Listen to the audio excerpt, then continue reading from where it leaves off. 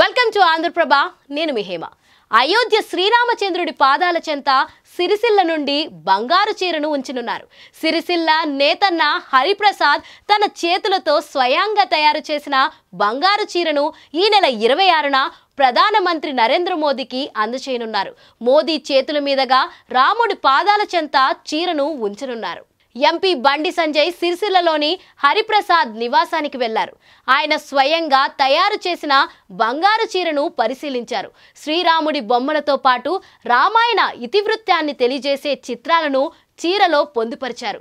8 గ్రాముల బంగారం, 20 గ్రాముల వెండితో తయారు చేసిన చీర అందరినీ అబ్బరపరిచేలా ఉంది.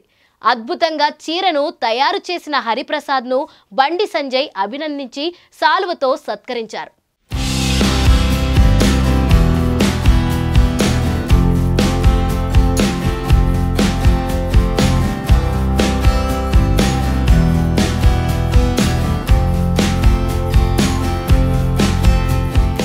గతంలో అగ్గిపెట్టితో చీరను చేసిన చరిత్ర సిరిసిల్ల జిల్లాదన్నారు బండి సంజయ్. ఇంతటి గొప్ప నైపుణ్యాన్ని సొంతం చేసుకున్న చేనేత రంగాన్ని ప్రోత్సహించాలన్నారు.